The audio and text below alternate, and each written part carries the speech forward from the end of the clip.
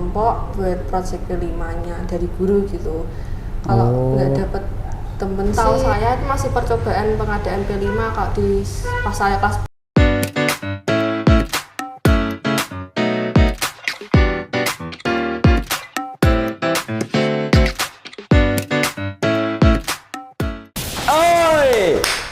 Kembali lagi denganku Alif Zidan di podcast Cemani Geng. Ya, hari ini mungkin sedikit spesial karena kita kedatangan tamu dari salah satu SMK di Salatiga. Oke, kita panggilkan saja narasumber. Yo.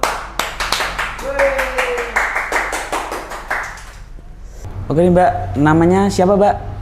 Perkenalkan, nama saya Ayu Dewa Zara Putri, bisa dipanggil Zara. Oke guys, kita di sini akan membahas tentang kurikulum merdeka. Pendapat Mbak Erin nih tentang kurikulum merdeka gimana Mbak? Kurikulum merdeka sih kalau buat aku fleksibel aja sih, nggak ada pendapat serius gitu. Soalnya aku tipikal yang ngikutin apa ada aja, yang penting aku bisa ikuti itu dengan baik dan bisa memberikan diriku itu di situ, memposisikan diriku dengan baik di kurikulum itu. Jadi nggak terlalu mikirin nih karena ganti kurikulum, jadi nggak usah banding-bandingin sama kurikulum K13 itu? Enggak sih, enggak terlalu membandingkan karena ya saya nggak terlalu memikirkan perbedaan sih. Kalau misalnya nih, kan di kurikulum merdeka kan banyak yang project, terutama kan project itu banyak yang kelompokan. Jika teman Mbak nih nggak dapat kelompok, pendapatnya gimana Mbak? Kalau di sekolah saya itu kan P5 itu bentuk kelompoknya itu satu kelas. Jadi satu kelas itu kan ada 36 orang. 36 orang itu menjadi satu kelompok buat project P5-nya dari guru gitu. Kalau nggak dapat temen sih itu mungkin pas pelajaran ya dibagi berapa kelompok gitu, mungkin ada yang sisa atau nanti digabungin gitu. Nggak terlalu, kalau dari saya nggak dapat kelompok itu menempatkan diri saya biar bisa masuk ke kelompok lain yang berbanding balik dengan sifat saya kayak gitu misalkan.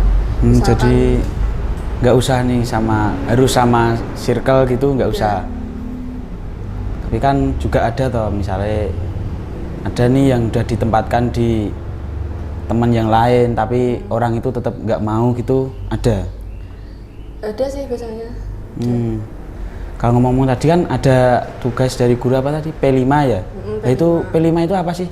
P5 itu kayak penguatan profil pelajar Pancasila dan itu dari salah satu proyek dari kurikulum merdeka. Itu ada kegiatannya itu? Ada sih di sekolah saya itu kayak 2 bulan sekali, 3 bulan sekali itu sih ada. Jadi sering itu P5 itu? Sering banget malah. Contoh kegiatan P5 itu apa sih? Kalau dulu waktu di sekolah saya itu P5 itu lebih difokuskan ke kelas 10. Walaupun ya sebenarnya kelas 10, 11, 12 itu ada, cuman lebih difokuskan ke kelas 10. Kayak nanti ada time-timenya, jadi kelas 10 itu 2 minggu, kelas 11, 12 itu 1 minggu. Jadi lebih ditargetkan ke kelas 10-nya. Jadi lebih mengutamakan yang kelas 10 timbang kelas 11, 12. Kalau kegiatan P5 itu ada apa aja sih? Variasi sih, itu tergantung tema dari yang diberikan guru gitu.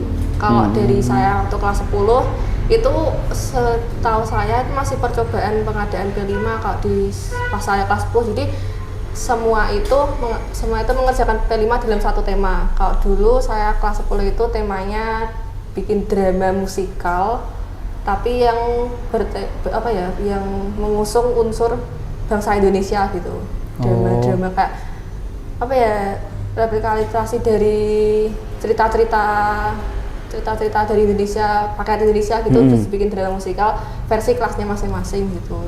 Terus kalau kelas 10 yang sekarang naik kelas 11 itu P5-nya lebih mendetail, mereka disuruh bikin project budaya. Jadi dari mereka itu nanti bikin rumah-rumah adat, terus dari merekanya juga beberapa memakai baju adat yang benar-benar kalau saya lihat itu detailnya itu diikutkan, nggak cuma kalau misalkan kebaya ya kebaya, tapi mereka pakai yang harus apa ada manik-manik detailnya gitu. Terus yang dari patung apa ya, itu rumah-rumah adat itu ya mereka niat banget sih ngerjainnya, bener-bener di detail itu. Iya, detail itu kayak nggak cuma ngerjain yang penting jadi itu enggak. Terus dari kostum mereka juga niat banget, dari perform kan mereka disuruh perform juga, perform nari-nari daerah gitu ya, gerakannya tuh mereka apal, terus bisa apa ya, bisa bareng gitu gerakannya. Terus habis itu mereka disuruh pawai di sekitar daerah SMK gitu. Jadi itu misalnya kan buat rumah adat di Indonesia itu loh, rumah adat. Nah itu harus sama konsepnya, sama bajunya itu juga sama.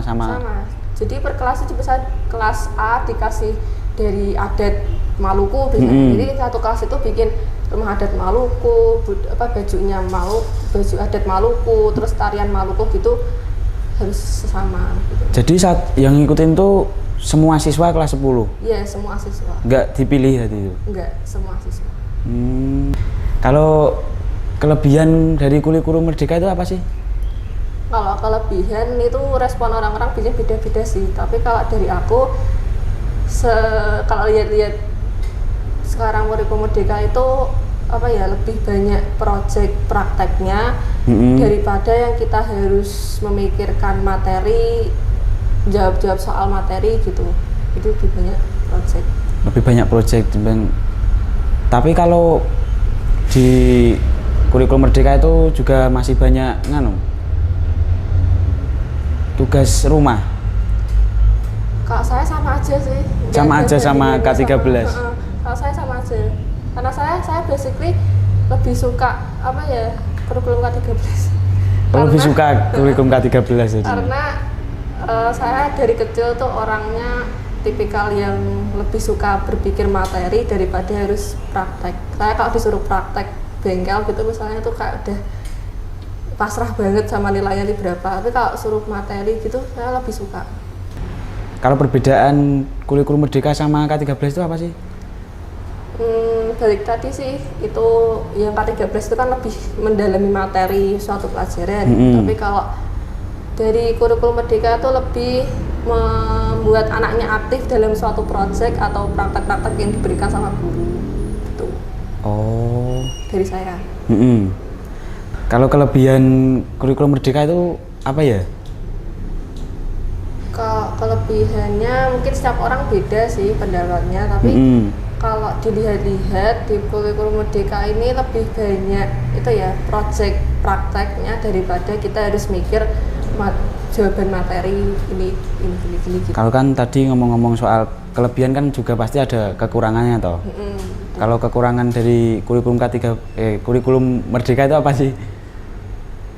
Sama sih Kak, aku apa ya, biasanya orang-orang beda-beda sih responnya. Tapi kalau dari aku apa ya, buat aku sendiri di kurikulum K13 kurikulum Merdeka yang banyak prakteknya tuh buat saya kayak apa ya, ya sebenarnya motivasi sih buat saya lebih meningkatkan skill praktek saya, tapi kalau saya tuh nggak bisa langsung bisa gitu, jadi harus ada prosesnya. Tapi dari saya lama kalau harus disuruh praktek gitu, ya itu kekurangan buat saya sendiri sih gitu. Nggak bisa. Tapi sekarang Mbak E sekarang kelas berapa? Kelas 12. Kelas 12. Kalau di kurikulum Merdeka itu PKL-nya kelas berapa? Kelas 12. 12 ini tadi. Jadi sekarang Mbaknya PKL? Iya. Kalau di kurikulum Merdeka itu PKL-nya berapa bulan sih? Kalau saya pribadi itu udah dari Januari kemarin saya udah PKL. Udah PKL?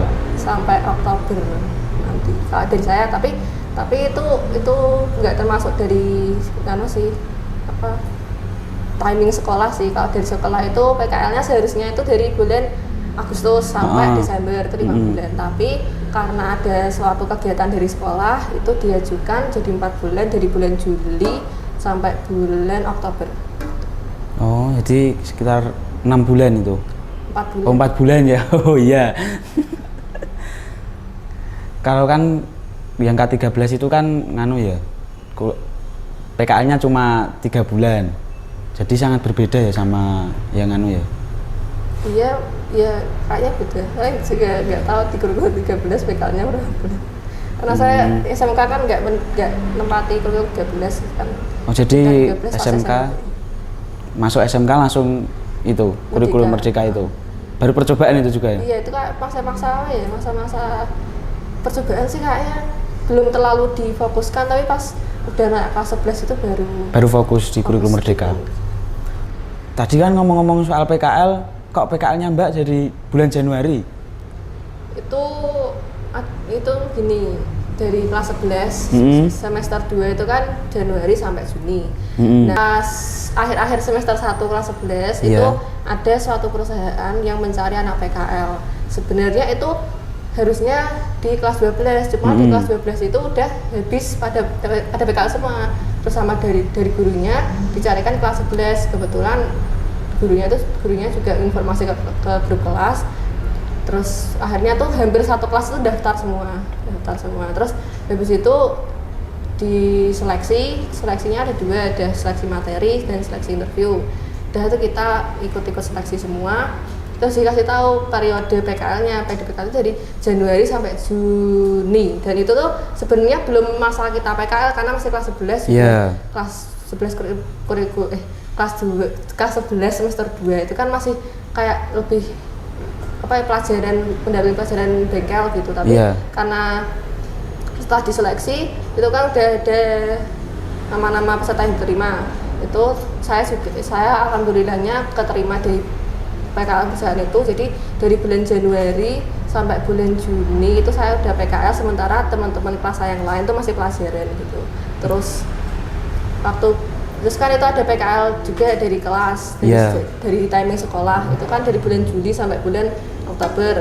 Sebenarnya dari wali kelasku itu mau diikutin pelajaran kelas buat ngejar materi yang belum kita dapetin pas PKL Januari itu. Tapi karena kan itu banyak pro kontra dari guru karena nggak mau ngajar anak dikit atau gimana gitu, akhirnya diikutkan PKL lagi, jadi mencari PKL lain gitu. Jadi kalau di total saya itu PKL selama 10 bulan kalau di total dari Januari itu.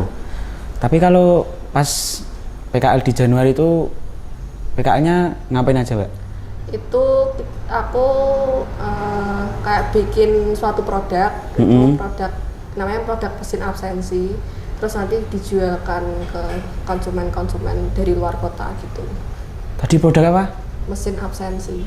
Produk itu maksudnya gimana, Mbak? Itu gini, kan sekarang ada banyak kayak ada kartu identitas. Itu kan mesti kita punya kan. Itu jadi di situ dimasukkan berbagai macam coding, terus nanti dari mesin absensi itu kita tap kartu ke mesin absensi, terus nanti mesin absensi itu mendata kehadiran kita gitu. Oh, jadi nggak usah pakai kertas lagi, udah nganu itu. Iya, tapi itu nanti kan terus diambil datanya, udah kelihatan ini hadir apa enggak gitu kan. Kalau sekarang kan masih pakai kertas dipakai satu-satu kan. Nah, kalau sekarang yang lebih modernnya itu, jadi waktu aku PKL bikinnya itu. Oke, Mbak. Udah banyak yang kita obrolin dari tadi ya. Udah hawanya juga sudah panas sekali ini. Panas. Terima kasih sudah menyempatkan datang di podcast Cemani Geng. Saya juga mengucapkan terima kasih. Oke, terima kasih teman-teman yang sudah menonton video ini. Sampai jumpa di podcast selanjutnya. Pantengin terus nih di podcast Cemani Geng. Yo.